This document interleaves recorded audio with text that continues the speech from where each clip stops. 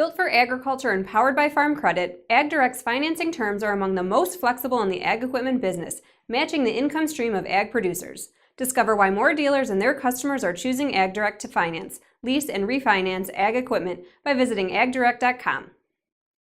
I'm Managing Editor Kim Schmidt. Welcome to On the Record. Here's an update on what's currently impacting the ag equipment industry.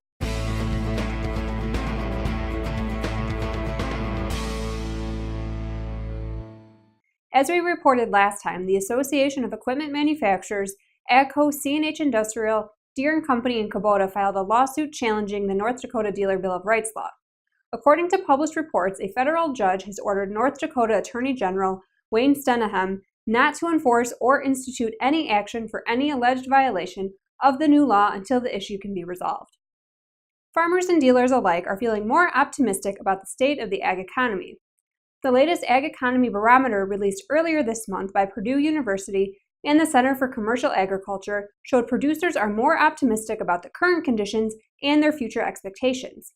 The July barometer reading was 139, and the report's authors say sentiment this summer among the nation's agricultural producers is markedly more positive than during the summer of 2016, when barometer values ranged from the mid-90s to the low hundreds.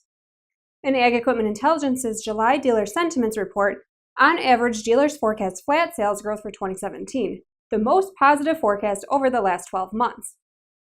We spoke with Steve Hunt, Vice President of H&R Agri-Power, a 12-store Case IH dealership based in Hopkinsville, Kentucky, during the Dealership Mind Summit earlier this month. Hunt also serves on the Case IH Dealer Advisory Board. From his perspective, we're currently nearing the bottom of this trough in the cycle. I think today, if you look at the state of agriculture in our area, I think we're close to the bottom of the trough, if you would. I think we're starting to see farmers really turn around in their thought process and their buying habits, and hopefully, I think, more profitable this year. Prices, we have an opportunity already to price decent prices. Now we have to have is yield, and today we look like we're going to have a pretty decent yield in our area today. So I think today, I hope we're going to be trending upward here going into the next 2 or 3 years. This week's dealers on the move include Canada West Harvest Center, Redline Equipment, Beard Implement Company, James River Equipment, and Pape Machinery. Class dealer Canada West Harvest Center announced plans to open a new location in Yorkton, Saskatchewan. This adds a fourth dealership to the region within the span of 3 years. Redline Equipment, a Case IH dealer with 8 locations across Michigan, Ohio, and Indiana, is set to acquire Koenig Equipment's 4 Case IH stores in Indiana. Beard Implement, a Case IH New Holland and Kubota dealer with headquarters in Aaronsville, Illinois, has added 2 new locations in Hannibal, Missouri, and Pittsfield, Illinois. James River Equipment, a John Deere dealership with locations across North Carolina, South Carolina, and Virginia, has acquired Blue Ridge Farm Center based in Buchanan, Virginia.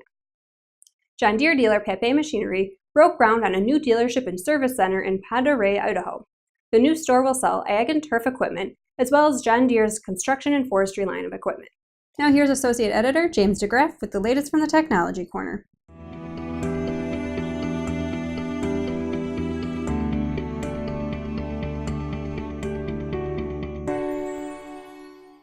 Thanks, Kim. Precision farming partnerships are nothing new, especially in terms of developing robust agronomic offerings to farm customers. According to the 2017 Precision Farming Dealer Benchmark Study, nearly 40% of dealers and retailers offering agronomic services are utilizing third-party partnerships. Continuing the trend this week, 4 agribusinesses announced a joint venture to form Field Reveal, a service platform designed to help agronomists work more closely with farmers. The 4 collaborating companies are Wheat Growers, Landis Cooperative, Central Valley Ag, and Winfield United, all of which are expected to hold equity positions in the new joint venture, pending final approval from each organization. The joint venture will license its Field Reveal precision farming platform to additional ag retailers across North America, and could be incorporated as part of retailers' existing precision ag offerings. The genesis of the Field Reveal platform was the MZB Precision Farming System from Wheat Growers, Precision Farming Dealer's 2014 Most Valuable Dealership. Precision Farming Manager Brent Weisenberger says the key to the new agronomic tool is that it was designed to enhance the partnership between ag retailers, agronomists, and their customers. Weisenberger says, when you think about the technology space in agriculture, it's very dynamic. Field Reveal can't develop everything. This joint venture will allow us to digitally connect to best-in-class technologies that bring our producers the best value. I myself think about it as a Shark Tank for ag.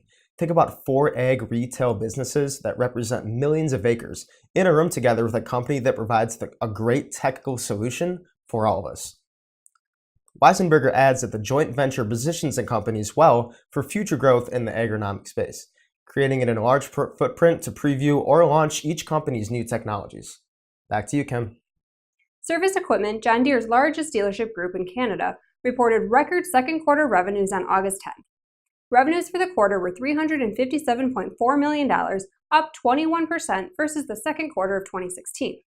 Revenues for the first half of the year are up 17% versus last year. The agriculture segment achieved record second quarter equipment sales of $200 million, up 28% versus the same period last year. Revenue from new equipment sales was up 37% versus the second quarter of 2016. Used equipment revenue was up 15%. Graham Drake, president and CEO, says the dealership's ongoing focus on service optimization increased overall service gross profit margin by 1.8% compared to the second quarter of 2016. Deere & Company reported its third quarter earnings on August 18th. Worldwide net sales and revenues were up 16% for the quarter to $7.8 billion. Net sales from equipment operations were $6.83 billion versus $5.86 billion for the same period last year. Ag and Turf sales improved by 13% versus the third quarter last year. Deere's worldwide sales of Ag and Turf equipment are forecast to increase about 9% for fiscal year 2017. Industry sales for agricultural equipment in the U.S. and Canada are forecast to be down about 5% for 2017, reflecting weakness in the livestock sector and the continuing impact of low crop prices. During Deere's earnings call with analysts, Dr. J.B. Penn, Deere's chief economist, provided a commentary on the global ag economy. He says a turnaround in farm income is forecast for calendar year 2017, the first increase since the peak in 2013. Deere's experience suggests that traditional farmer capital purchase patterns are returning now that used equipment inventories are approaching more traditional levels. He adds the agricultural credit situation still is relatively good across the sector. Loan volume has increased to be sure. We see that in the John Deere Financial revolving credit line. But most repayment and creditworthiness indicators and the John Deere Financial portfolio loan loss experience still are very well within the normal balance. Buehler Industries, manufacturer of Versatile and Farm King products, released its third quarter earnings report on August 14th. Total revenue for the quarter was $91.4 million, up 4.9% versus the same period last year. While continued weak commodity prices have hindered sales levels for the company as a whole, order totals in North America have bounced back this year, leading to an increase in U.S. sales. Eastern European sales remain steady year over year. Looking ahead to the fourth quarter and year as a whole, Buehler expects sales to increase from the 2016 totals. Confidence stems from an elevated demand for equipment in 2017, despite the difficulties with lower commodity prices. According to the company, dealer inventory levels for front-wheel assist and four-wheel drive tractors are down from last year in both Canada and the U.S., which will create opportunities when demand for new equipment increases. And now from the Implement and Tractor Archives, International Harvester identified the need for a four-wheel drive tractor as early as 1910. The characteristics of what was needed for a successful tractor drove a whole generation of IH development. But it would be decades before production of a four-wheel drive would begin. The four-wheel drive 816s that IH first experimented with were good tractors but had short wheelbases. This caused trouble in rough terrain, exactly where four-wheel drives were needed. As always, we welcome your feedback. You can send comments and story suggestions to kschmidt@lestermedia.com. Until next time, thanks for joining us.